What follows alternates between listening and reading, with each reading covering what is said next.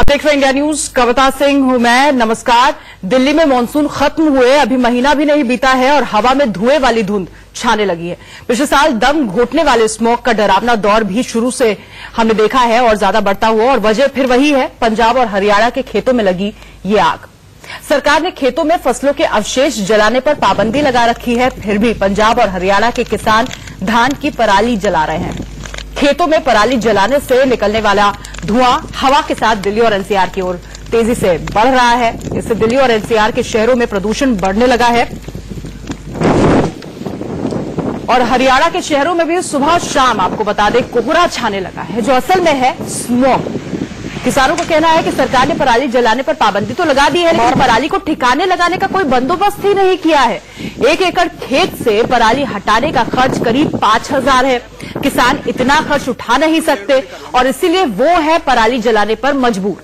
दिल्ली में air quality index अभी से पुअर यानी कि खराब है और डर इसी बात का लगातार सता रहा है लोगों को कि पराली जलती रही तो दिल्ली फिर से गैस चैम्बर न बच जाए और लोगों का दम न घुटने लगे।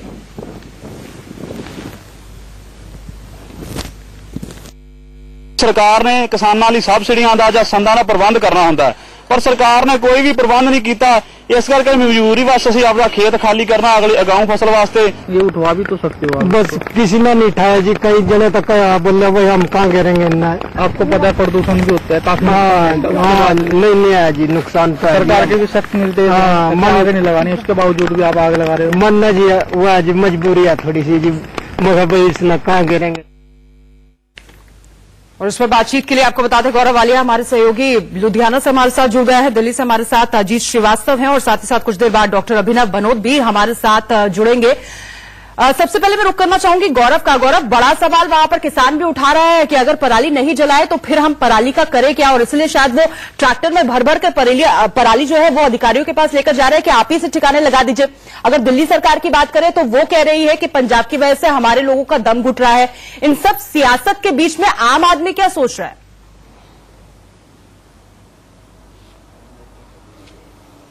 देखिए, आम आदमी भी हमारे साथ है क्योंकि लुधियाना में खड़े हैं और लुधियाना का ये साहने वाला इलाका है। यहाँ पे जो एक धान की मंडी लगती है वहां पे हम खड़े हैं बिल्कुल, और सभी पार्टियों के नुमाइंदे और किसान यूनियन के जो नुमाइंदे हैं उनके स्पोक्स पर्सन है वो हमारे साथ हैं।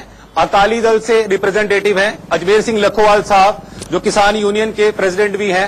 कांग्रेस, बीजेपी और आम आदमी पार्टी सभी हमारे साथ हैं और चारों तरफ हमारे किसान हैं। ये किसान, इनसे भी जाने की इनकी दिक्कत क्या है। बहुत कम शब्दों में आप ये बताइए कि आप पराली को आपने अभी आग लगाई है कि लगानी है, क्योंकि दिल्ली में अभी भी जो धूल है धुएं में वो पहुंच रही है।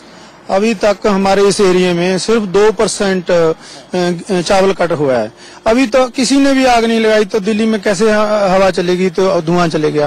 ये बिल्कुल बेबुनियाद बात है। बिल्कुल आग नहीं लगाई। हमारा जहाँ का पोल्यूशन दिल्ली नहीं जाता है। यहाँ का पोल्यूशन दिल्ली नहीं जाता। अजमेर सिंह लखोवाल साहब हैं। सर, आप तो प्रेसिडेंट हैं, दिक्कत कहाँ है, क्यों आप आग लगाते हैं इस पराली को?